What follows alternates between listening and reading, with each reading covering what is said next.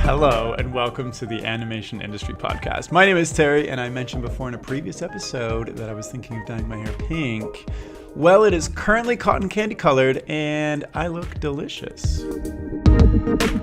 This chat is with someone whose voice you very much likely heard before. That is, if you've watched the Transformers, He-Man, Ben 10, Ducktales, Up, Scooby Doo, Eternals, plus 100 other TV shows and movies, or if you've played Assassin's Creed, Ratchet and Clank, Call of Duty, Kingdom Hearts, or 100 other video games, or if you've literally watched any commercial or tuned into any radio station in North America in the last 20 years. And that is because today's guest is none other than voice actor David Kaye. In this chat, he shares how he got his start in voice acting and then transitioned into animated films and TV shows and video games, and how anyone else with a knack for making cute, funny, silly, made-up, old, young, serious, weird voices can do the same. So without further ado, let's jump in. Well, hello, David. How are you doing today? Good. Yeah. It's been a busy day. Busy day, yeah. I never know. I wasn't expecting it. This morning I went, yeah, I gotta play a little tennis, and then all of a sudden, boom, boom, boom, boom, boom. That's how it goes. How often on a daily basis do people get you to, like your friends and family and people you meet, get you to voice act for fun for them, just randomly?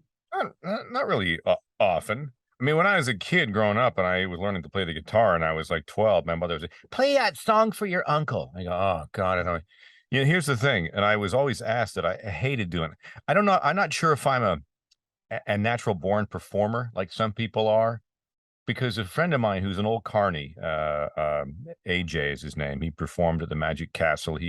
When carnivals with, friends of Penn and Teller at the Vegas, Magic. And I mean, he's one of those guys, old school and grew up in show business. And I asked him once, they're having a donut there in near Burbank back in the day. And I said, do you ever get, when people call you and say, hey, listen, my kid's having a birthday. Do you want to, are you available to do a thing or dress up as a clown or whatever? And I said, you ever kind of, just, he said, never. I go, really? That's what I do. I love it. I'm thinking, wow. Because I remember when I used to be in radio and they used to say, hey, listen, could you go and do this remote and go to this car lot and do like cut-ins and sell cars, and there's hot dogs and balloons for the kids and clowns. My first reaction is, oh, God, yeah. To see people. So I don't know how this all happened, but, when somebody says, perform, I'm like, as I got into it and I was able to improv some stuff, I could kind of, but it's not my favorite thing to do. Interesting. Wait a minute.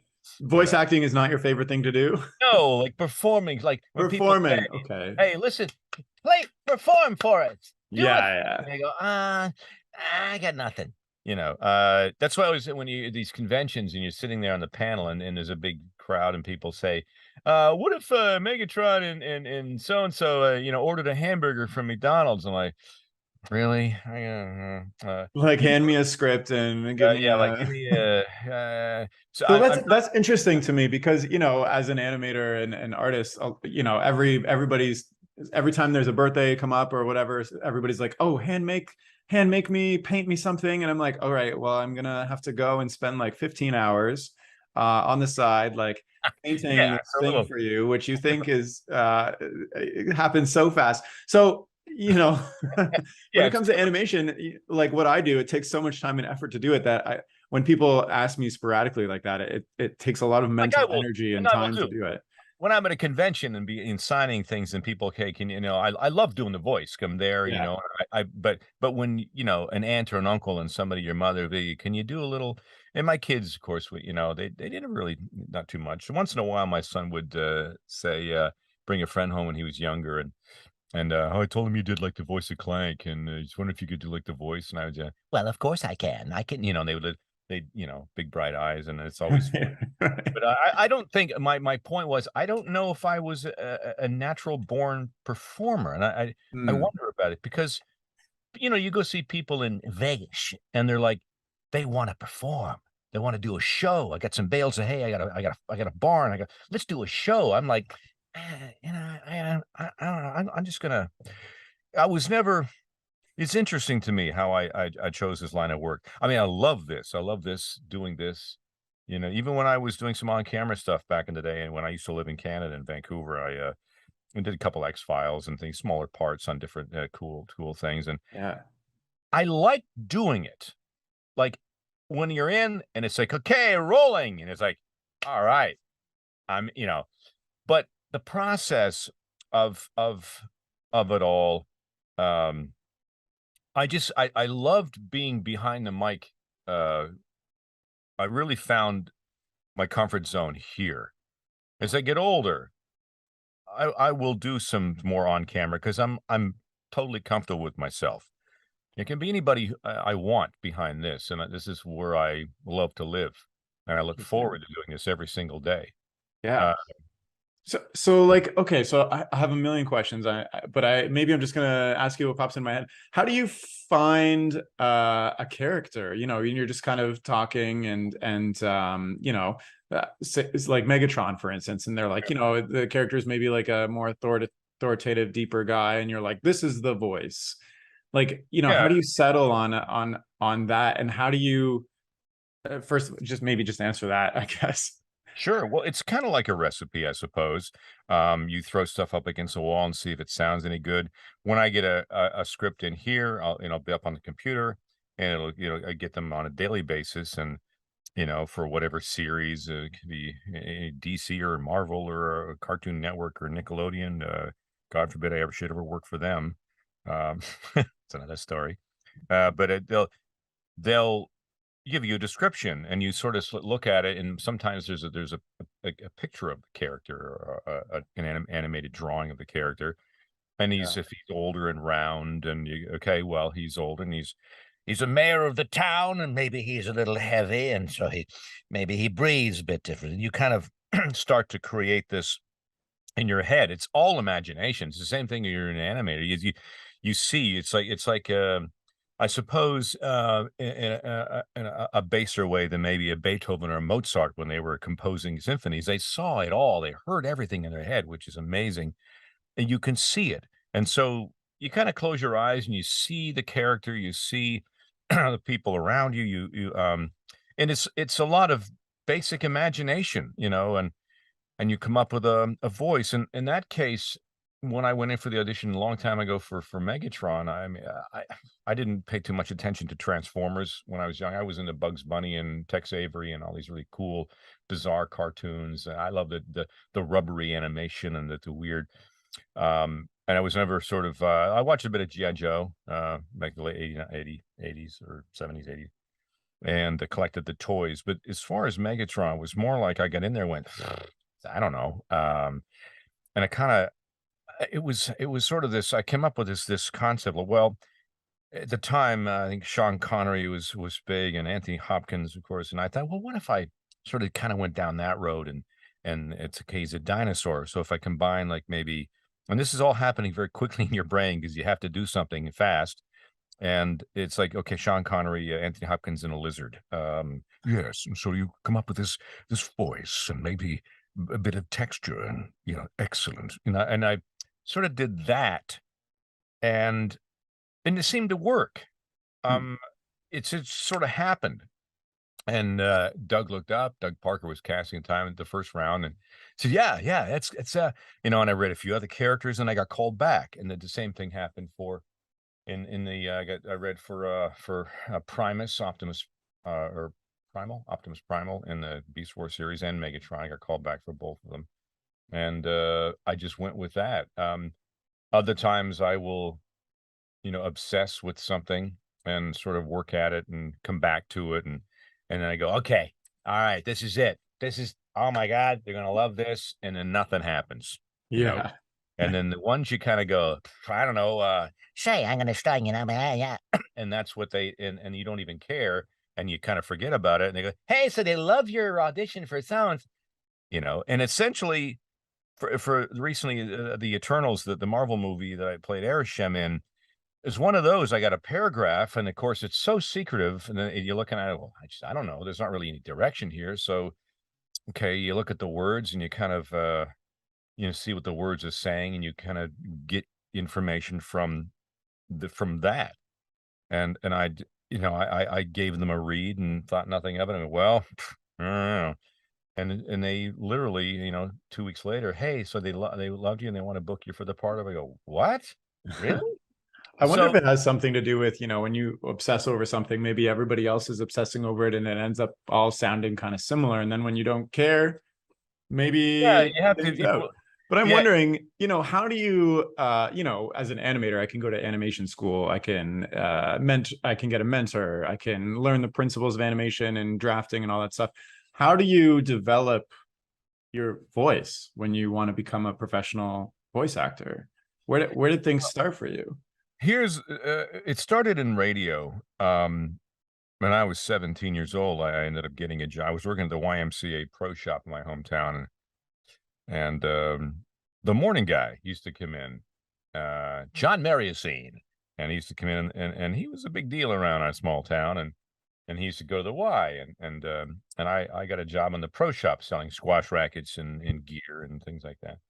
And sort of got to know him, and I said, and I was always kind of goofy. Then when my parents would get out the movie camera, I'd be jumping around in front of it, and for some reason, I like to be the center of attention, but I really honestly don't. I don't know where that comes from.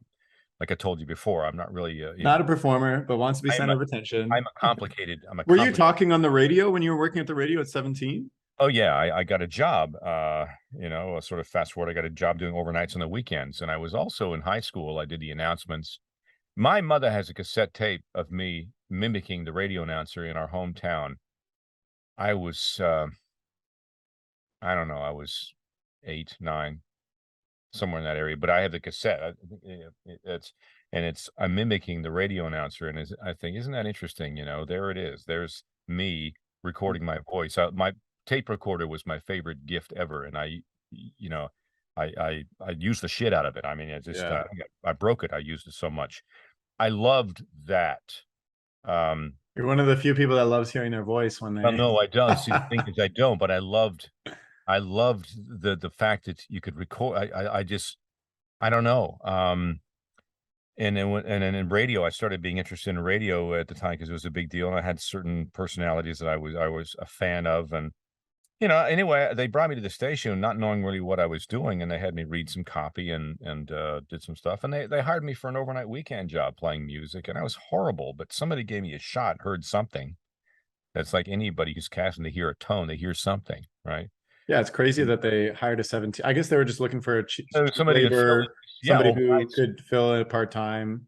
Yeah, that was all, and I sort of fell in love with it. I became a fan of David Letterman, back in the day when early on, and I loved his humor, and I started, toying around with voices, and I was very big into comics and Famous Monsters of Filmland magazine and all sorts of things. I remember going to the movies once and with my good friend, and we were very young, and we saw The Legend of Boggy Creek. It was a double matinee in the movie. I sound old. Oh my God, at the movie theater, and there was a voice, and I remember coming this summer, thrills, chills, and all out, and I remember I never forgot that. I never forgot that.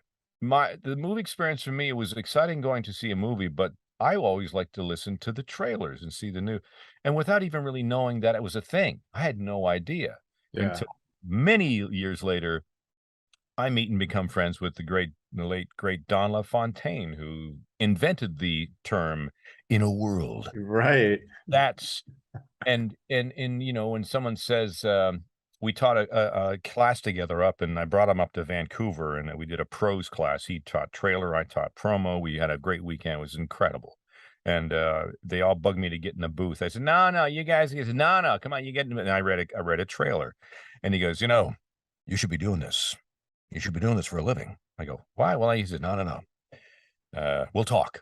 We'll talk. And Don was a mentor, became a mentor, and he was the impetus of me moving to Los Angeles, really, and saying him and Tara Strong, Tara for animation, and my my first love trailers was Dawn, who said you should you go back, you fly home, you tell your family daddy's got to do what daddy's got to do, and you move down here.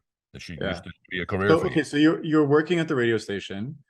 Also, Yeah, you had a childhood love of recording and a knack for, doing voices and picking up on when people were making interesting voices, like you mimicking. Yeah, I got in mimicking, trouble at yeah. school for mimicking So teachers. so you are going through high school, then you do a workshop, and then I feel like we skipped a step because you said you had a family already and Oh you're yeah, flying down no, to I mean, LA.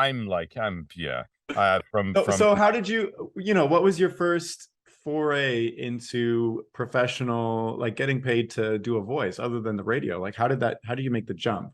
I mean, I read about it in your bio, so I know, but like yeah. maybe. Well, it was in Vancouver, and I was really I was working in radio, and I really wanted to do.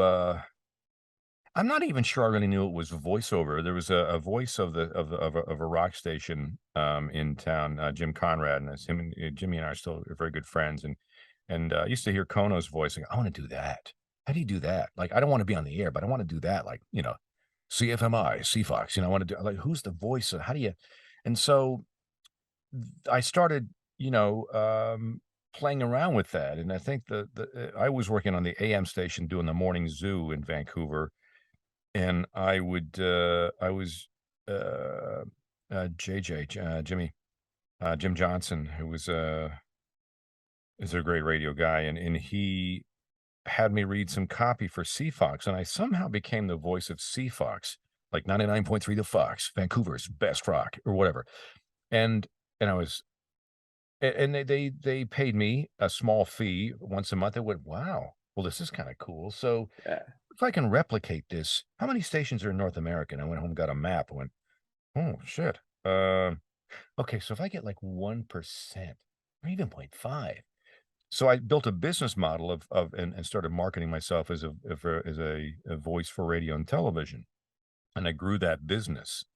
And that was over a period of some years. And then I think in the late 90s, I I invested a bit of money in a small film that went to the film festival here in LA, a friend of mine's film, and the film did great.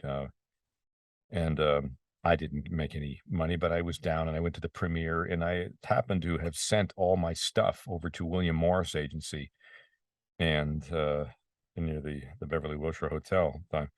And I thought on a whim I'd call them, and and I actually got through. And Nina Niesenholz was the animation agent there, and represented John Candy, Phil Hartman, all these big voices and people. And she said, Are you in town?" I said, "Yes, I'm in town for the weekend." I said, "Well, I'm staying at the Beverly Wilshire." "Well," I said, "Well, right across the street. Can you be here at 4 o'clock?" I went, "Yeah, I'll just walk over." So I went over and met with everybody at William Morris, and I had been with William Morris in New York doing radio and TV affiliates for a while. And because I was West Coast and still living in Canada on an airplane all the time, they said, "Listen, what do we'd love to represent you," and blah, blah, blah. Because I was doing animation, and I was doing radio, and I was doing commercials and all this other stuff, and some on camera, but mostly for voiceover. And they were my representatives. And so in the meantime, in Vancouver, I was, do GI Joe and a bunch of Exo Squad and other cartoons, is doing, getting my resume going. And then they once that happened, I made it my goal to be here, and to be part of that. And I guess they liked what they heard, and they gave me a shot. Someone is always just takes one person to say Yeah. yes. Yeah. Yeah. So you built up your radio business, then you voice acted for your friends' animation and went to the film festival because you were there. It You was I just invested some money in a live action film. It was not my I wasn't in it. Oh, I see, I see, I see. No, Interesting. the first voiceover thing was, my wife was working at a special effects house in Vancouver. They're doing a lot of stuff for the movies that will come up, and local series. I think they're doing X-Files as well. And there was I started doing furniture commercials, and because they had an account there for a Canadian company called The Brick, and somehow I got doing those, and I'm still doing them. Are But you the voice of Nobody Beats the Brick? uh, yeah.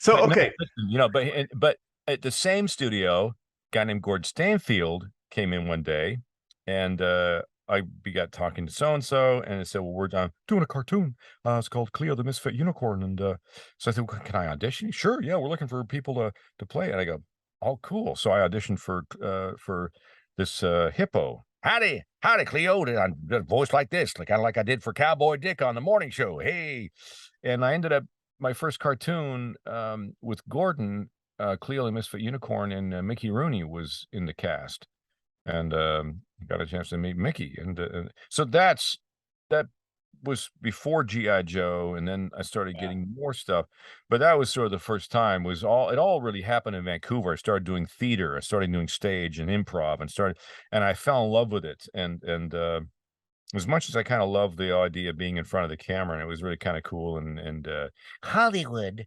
I really fell in love with what I could do behind the mic. Gotcha. Um, How easy, you're quite an experienced guy. You've had tons of years of experience. You've done everything under the sun. How stable of a career is voice acting over the years? Like, you've reached a point now where you've done tons of stuff, but like if you were entering the industry now, is it how, that's a great question. because also people with Zoom and people having recording studios in their apartments, like, is it super competitive these days? Sure, I always tell people I wouldn't want to do it now. You know, Phil Lamar and I had a conversation years ago, and he said, people ask me at conventions, like, how do you get into voiceover? And I don't know what to say. I go, yeah, I don't know what to say because there's no roadmap. There's no like, well, Right. this, and then you become a voiceover. There really is no. I don't know if I want to get into it today because it's so. Look, here's the thing. Um, Anybody with the technology that exists today can be anything they want, and they can do it from their home. The question is, well, does it make it good? Is it great? Like, it's the whole idea, well, we can do all kinds of stuff, and like I'm a member of the, SAG-AFTRA and in Canada, I'm a member of ACTRA and UBCP, whatever. So I'm under the union contract. I can't, um, so there's a lot of things that I can't touch because they're non-union, because back in the day, you had to earn your stripes. You had to do a certain amount of work, and you had to work. So it became like, I got my SAG card. Ha ha ha. Right. I mean, like there was a level, and Don and Fontaine and Trailers and those guys and Ashton, and they're so good at what they do. You want to I want to be that good one day. How do I get that good? I don't want to be fine. I don't want to be okay. I don't make good. I want to be, how do I get great? How do I get there? How do I get to the top? And it takes work and practice and all this sort of thing. Yeah. And now you don't have to do anything union, and you can do something right away. But does that make you, a voice of, well, like, if you get hired, like, you can call yourself a voice. But my concern is it watered down? What's great now? What's the level? What are we shooting for? Like, are we shooting for okay, or, well, that sounds good. Let's just hire her, or or because all this, I kept thinking when the pandemic hit, I'm talking in circles here, but when the pandemic hit, my New York agent in Buckwald, and we were talking, and she said, there's all the actors on Broadway, they're not working, and they're trying to get into voiceover. And I think, wow, like, so those people who are so good on stage can't get a job, and then they're trying to get into the VO. Um, so, and these are seasoned professionals. It's a different skill. Yeah. On Broadway, it's a different skill. Like, when you're here, it's very, very intimate, and sometimes, actors are actors, as you study, but it's the transition to here is a little different, and yeah, I felt horrible because there's all these wonderful, and they're out of work. What are they going to do? And in the meantime, the folks were, we were involved doing some series. We just did the games. Ratchet and Clank was right on going. We were doing He-Man. We were all on Zoom. We just kept right on rolling. Commercials Yeah, kept yeah, in. yeah. So we So kept going. So you mentioned, there's a lot of hard work to get from good to great behind the scenes. What is that hard work exactly? Are you sitting at home just testing out different voices? Are you researching? Like, I have no idea. I've never done anything other with my voice other than just talk normally. yeah, it's listening to what hearing voices like like Bugs Bunny or John Facenda or other voices that inspire you or you've heard or like what makes them good or they're storytellers. I don't know. I think it has a lot to do with being on the planet a certain amount of time because there's certain things that I read and do now that I couldn't do 5 years ago or even less. It's just I don't know. It's experience. It's texture. It's way to. So if I say, like, like, David, I have a big role coming up for you, super blockbuster movie. Uh, we have a very specific part. I want you to audition in a week. Like, what are you going to do between now and that week, that point in Me? time? Probably not much, and I'll just wait till see the script and then, and have at it. And then Like, spur of the my moment, here you go. my earlier self would be just obsessing like mad. Yeah. Um, you know, it's hard to say. It's like there's an old, Canadianism that I still use, "You're gripping the stick too tight there, eh?" And it sort of goes with for a lot of things because it's like when you grip the stick too tight, you're fighting it. You're acting. My acting teacher used to say, "You're acting. Stop acting." Yeah. Um, and it's just like being. There's an exercise I do. I don't do this a lot 'cause I don't have time, but I'm being asked to do a voiceover the class in Toronto at VO North. My good friend Tanya Buchanan is doing it. It's in September, mid-September, and I've done it a couple times before. There, it's a lot of work, but it's quite interesting. And an old acting coach of mine, Shay Hampton, had this thing where two actors would sit across from each other of a table and look at each other, and there'd be sides, be a two-person scene, and you just sit there and stare at them. It wasn't like getting the thing and starting. It's like take them in, and she wanted us to be able to connect, and that word "connect" is a really um, important word in the business to connect when you're reading a spot or reading a commercial or a cartoon or a role, because you have to connect with that not only the other person but yourself. Mm. You look at them, when you look at somebody in the eyes, it's sometimes it's hard to look at them and stare at them in their eyes, and you without wanting to look away. It's uncomfortable. When you look at someone, you stand there and you sit there and you look at them, take them in. And when you both feel sort of when it's about right and you're not looking away and you feel uncomfortable, then you take the scene and you start. And nobody's real cold read. You have no idea what you're going to say. And that's a key that whatever you do in front of the mic, it has to sound like it's the first time you're saying it. Because as a human being, with a soul and a heartbeat and breath and skin you know, it's what makes us human. And when people start reading off a script and they're starting to talk like this, and people don't talk like that. Yeah. People don't know what I don't know what I'm going to say to Terry, to you from 1 second to the next. I have no idea. That's how it has to come across. And the only way you get to that is a lot of practice or just more time on the planet. And and it's a real Yeah. skill. It's a I, skill you need to learn. I specifically wanted to ask you this because how, like, I guess for my personal, I always record the intros later and I write it up first before I read it, but it takes me quite a few attempts to read it and not sound like I'm reading it. And Mhm. it still sounds like I'm reading it when I listen to it later. Like, how do I have a succinct script and read it, but make it sound like it's a conversational off the top of my head thing? Um, I think the initial reaction to something like that is I want to get this over with. I really want to get this over with. And so the tendency is to, to speed through it. There is something I did. We want to get out of the way, get it out of the way because we're not comfortable with it. It's being comfortable with uh with yourself and taking a second to think about what you're saying. I'm trying. There's a script that came to me that we did. I did for Field of Dreams, the opening of the baseball game in Iowa in the cornfield, based on one of my favorite movies, Field of Dreams. And the writing over there at Fox Sports it's I mean, I don't know, they're just wordsmiths.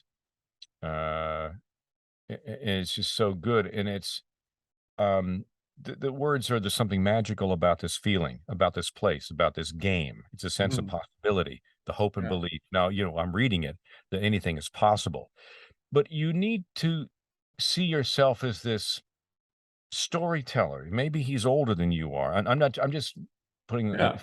my situation, but it's to let things breathe and to let things land. And I was notorious for wanting to rush through and get it done, but it's so wonderful when you have these great words, and whether you write them yourself or whether you're reading other is to let them sink in, and it's you sort of have to sort of envision yourself at a place and looking out and or looking back in time, and you say to yourself like, God, there's something magical about this feeling, it's about this place, and you kind of read through it about this game, and it's a sense of possibility, the hope and belief, and then you can't do that in a script. You have to do each individual line, but that soul of that person reading it has to come through, whether it's yourself or a person you're thinking of. I'm thinking of somebody about 10 years older, Yeah. than me, who remembers that,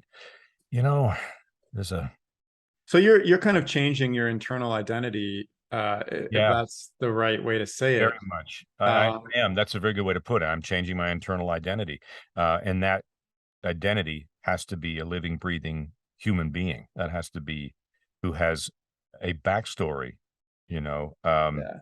It's really and it has to happen like that. They don't have time to sit around. They have a deadline. And when you're doing a trailer or you're doing a narrative piece like that, you gotta, you have to be able to deliver and be in that moment now. There's Yeah. no getting up to that point. That's what I mean. Like, as a professional, um, should it be easy? Like, I had to struggle through and everything else and build a career. Um, yes, you can, everybody can have a microphone and it's wonderful. Everybody can. But I don't want there's great work. Everybody can do great work, and we need to make sure that, um, we honor that, because there's a way to tell a story and there's a way not to tell a story, Interesting. you know? So like, what are some of the, you mentioned as a professional, you got to be like hitting deadlines and stuff.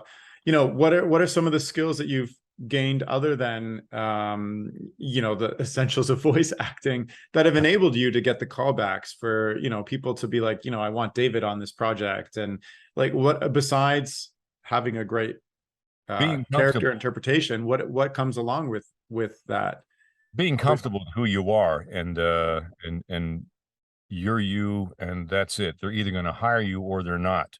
You can't obsess over it. You So how can't. does an interview go? You just come in, your Well, I your don't come your in rep, your anybody. agent or whatever calls you Nobody's in. come in. Nobody comes in right now anyway, Right, in a right. while, but we get a script and I look at it and, I don't think about other people or I don't think about other voices or who, I just think about, okay, how do I make this? How do I make this mine? How do I make this role? How do I, breathe believability into it? What is it that about? And so that's my goal is to, I don't think about anything else except, how do I make this sound right? It's just, following direction and instinct and, yeah, they give you a certain, they're looking for somebody who's 40 to 60. Okay, I can do that, no problem. Or if they're looking for somebody who's 70 or 80, yeah, no problem. I can add a bit of age on him and a bit of wisdom. You know, there's a in it, and to be able to breathe and take time. If you listen to Anthony Hopkins speak or act, he's very, it takes some time. He's a Welsh accent. He's not succinct. He's not a perfect speaker. It's that's how we are. You know, Yeah. he's Yeah. being a human being. That's all I mean is just trying. You're a human being, and to take us like don't rush through things when you're reading something and just take a moment. I don't know how to explain it. I honestly don't. It's sort of It's your gut intuition, it sounds like. I'm wondering, how many auditions are you doing before you end up getting a role? oh my god. Um, well, some weeks are better than others. Some How many auditions did you do this week? so far, Yeah, it's Wednesday. um, probably 30 or 40, Wow. So 10 a day. and it looks like I'm on hold for two things before the week is out. So So you easily do about 100 a week, 100 auditions a week. I would say easy 100, and And that's how, animation. That's for CBS 4. That's for Fox Sports. That includes commercials. so That's commercials, animation, sports, yeah. documentaries, That's even radio and TV stations looking for a new voice. That stuff will show up. I mean, it says I have New York agents, I have LA agents, I have a manager. There's yeah. trailers on a daily basis that are, they want to hear you scratch. They want to hear you on this trailer. They want you to. So So out of 100 auditions in a week, how many of them typically pay off for you? How many roles do you get? oh, uh, it's about 100, maybe 3 to 5. Okay. So, and that would be like, one would be like a commercial where you're only needed for 30 seconds of sound. Yeah, and that commercial could pay you a lot of money over the year for the year. Right. There's we trailers pay very well. You put on a campaign. So 5 of those 100, it's a pretty good week. And there's also I do a lot of concert spots, which is it's more volume than anything. Brantley Gilbert live in concert, or Il Divo and whatever. I do a lot of that, and Yeah. that's uh, uh, you know, that's a lot of work. Wow.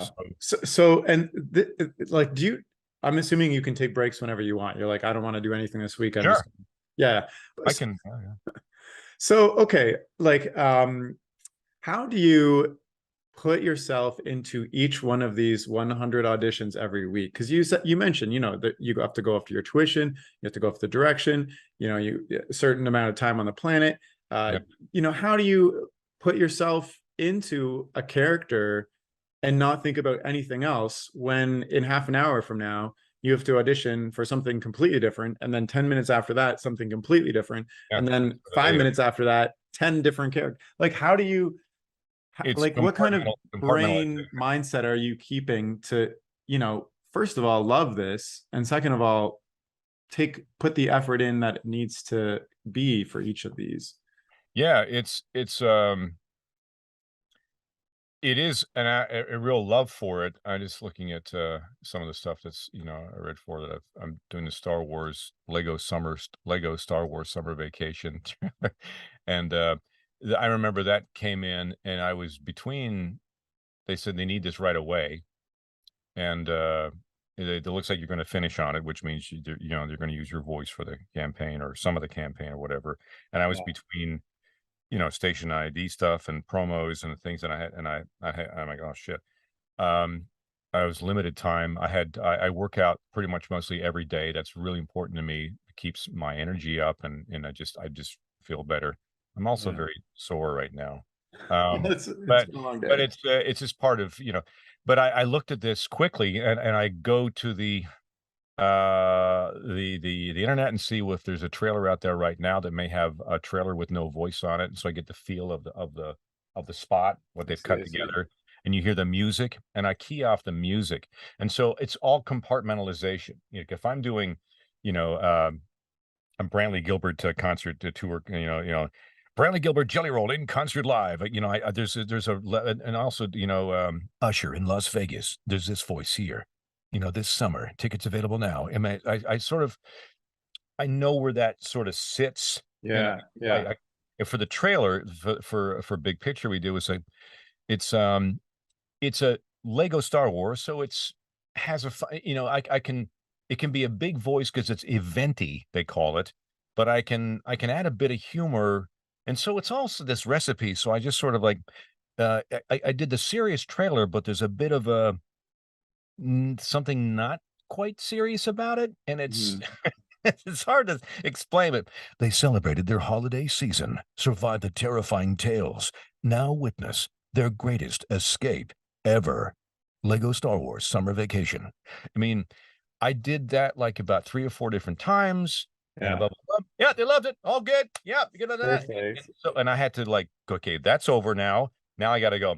The brick, nobody beats Yeah. the brick. I mean, it's sort of, you're right. I mean, I internalize and compartmentalize every read. And it's like looking on your computer screen, you have all these icons, and it's like, okay, which one, that one, that one. And it's just, I guess over the years, I'm able to sort of switch gears. Gotcha. It's a real big thing in any acting is being able to switch gears quickly and make it truthful and honest and not sound, Yeah. I don't So know. it sounds like, keeping care of yourself, working out and making sure you're in a Big good mood. part of my routine is taking care of I really believe that is important to be. Yeah. Take care of yourself.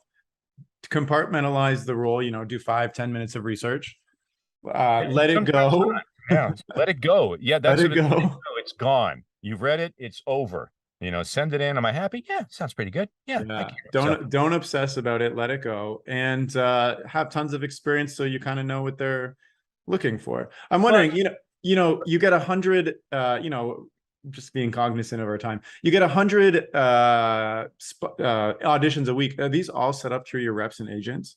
yes, they So are. it sounds like, if I want to make it as a voice actor and I'm kind of starting things off my own, it'd be a really good idea to get uh, representation, I guess. Yes, yes, but look, I've had the benefit of coming up through the union and having experience, but Right. there are there are pay to play sites now, and I'm going to say it right. I'm not a big fan, but that's me. But I have no, yeah, there you can do 100 auditions a day if you want to, go on the sites. Now, look, they don't pay. Some of them don't pay that great. Some pay pretty good money.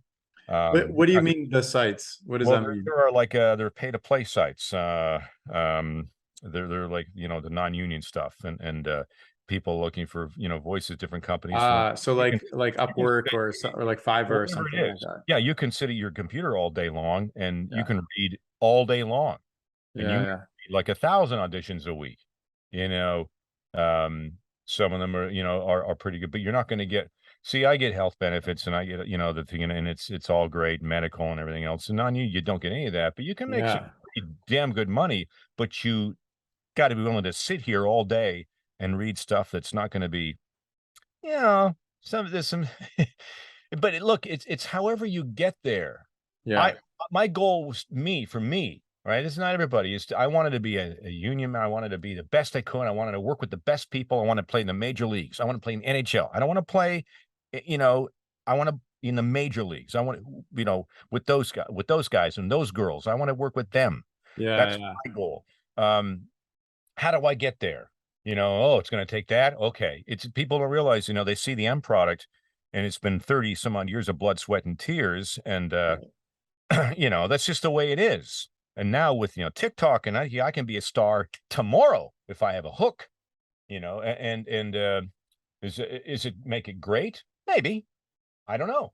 Who knows? It's just, that's my journey. And my point is that everyone's journey, this is, blah, blah, but everyone's journey is different. However you get to that point, whatever you feel that your greatness is, or whatever your level is, then as long as you're happy, like I'm not happy until I send something out that if I'll go back to it. If I have an animation audition, I'll listen to it and go, nah, that kind of sucks. 11 o'clock at night or midnight, I'll come in here and, play around and, Yeah. until I get something that I'm happy with. That's just me. But I don't know if I make much sense, but it's really is a personal journey, and my whole idea is that let's make whatever we do, let's try and be really good at it. Let's try and tell Yeah. great stories and make great So let stuff. me, I have just a couple more questions. One is, somebody's listening to this right now and they super admire your work. They followed you for years. You've done tons of amazing things, and they want to take a similar path. Maybe union, TikTok, regardless. What would you say is the number one thing they should focus on that will, get them ahead in a career in voice acting? Like, what is one thing they could just go and do right now? And, you know, I would say really the most important thing, or there's a few. I can't really take it one, but it's look, improv is great. It's a really good thing to have. improv. Yeah. Okay. All right. But on the human side aspect is you need to be comfortable with who you are and understand that that's a continual discovery. All right. As you get even, in my mid 50s, like, who the hell am I some days, that's wonderful. You need to travel. You need to read. I don't care what you read. You need to really, because all that stuff as a human being, as somebody who lives on this planet, it all sort of translates in nuance into something you're reading. If you're reading, I was asked to read a commercial today for healthcare, and I'm playing a grandpa, and a grandma is talking to me, and the idea is like, where's the flashlight? And we've all know a grandfather. We can envision it. Where you can see him, Linda. Look, where's the flash? It's right in front of you. Oh, thank you. 2 seconds later, where are the batteries? They're under the sink. Yeah, right. Okay, thank you. Glasses on your head. Oh my God, we've heard those conversations. So it's being a human being, and it's all nuance. So whatever you can do to hobbies and I don't know, geography and history. Yeah. Yeah. Learn about the damn planet and about your place in it, and it all kind of can translate into something on a page. It comes from you have a reference point, you know. Uh, Yeah. So improv to loosen yeah, yourself up and get yourself it's out so much there fun. and Yeah, get whatnot. out of your way. Stop staring at yourself. Don't be afraid to be a child. You know. Yeah. Be a child. Yeah, Improv. Be super comfortable with who you are and figure that out and yeah. explore that and explore the world. And the Curious. amalgamation of being a comfortable person in front of other people, being comfortable with yourself, and having a ton of life experiences is It's hard to do. It's really hard to do in this. really hard to do. But you'll be an Especially in a amazing voice pandemic, actor if you do it. but it's just if it's to be, it will be. It's Yeah. it really is a Yodism, it will be, whatever. Um, that's the way. If you really want it, then you'll find a way. That's really my Yeah. So let I me ask, maybe as a final question, let me ask you this. You've had such an illustrious, is that the right word? Career? oh, have I? Gosh, I don't know. Worked on tons of stuff, I'm still screwing around. I'm still you're thinking still screwing around. we're gonna find out who What it is is. We're gonna what is find out I don't the know. what is the ultimate dream for you that, all resources and time in the world, what is it that you want to accomplish or be, or are you currently enjoying what you want to be as right now? I am amazed they still hire me. I love doing cartoons. Yeah. I love animation. I love all of it and trailers. I just want to continue doing that. I enjoy it. I also want to be, get my level 3 W set, which is wine, spirits, I want to be a level 3. It's not really sommelier, but it's really hard, and I failed my first attempt. I passed 2/3 of it with honors. One section I didn't do too well. I want to pass that. And so that has nothing to do with voiceover, but it's good for the mind. Yeah. And it's about geography, history, and stories. And Hmm. um, but it's yeah, I don't know. I'm more concerned about making sure my kids are good. Um, and I just love whatever comes my way every day. I do want to do more features. I loved working on the in the MCU one, on the Eternals. It Yeah. wasn't their biggest movies, but it was a wonderful experience, and I'd like more of that.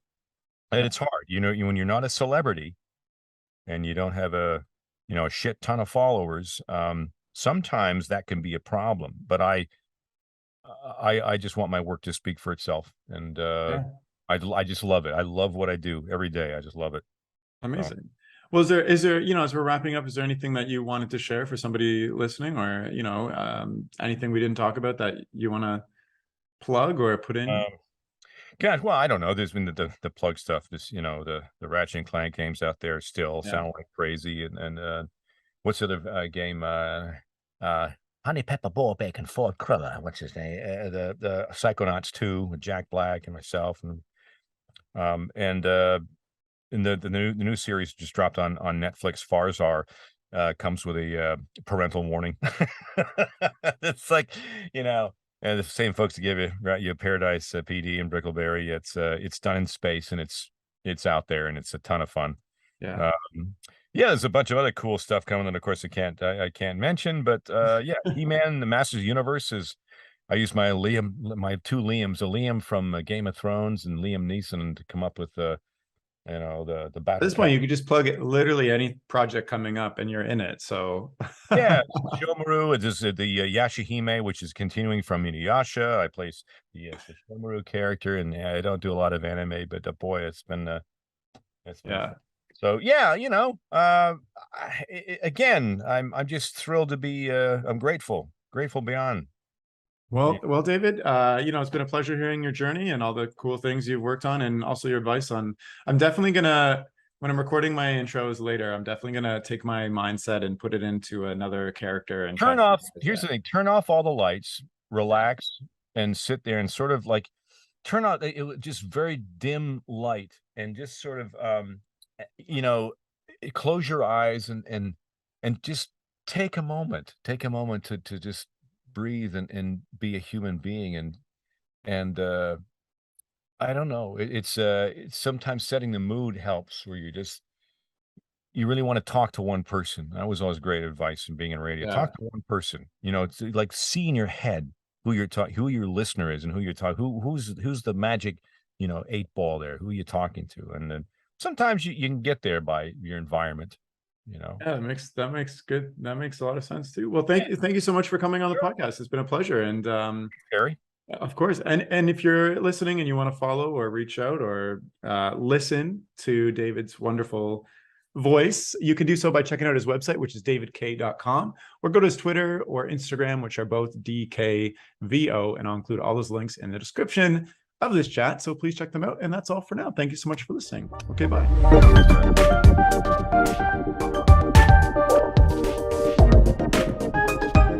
The music for this podcast was composed by Will Farmer, and the graphics by Daniel Abensauer. I encourage you to look them up if you enjoyed their work.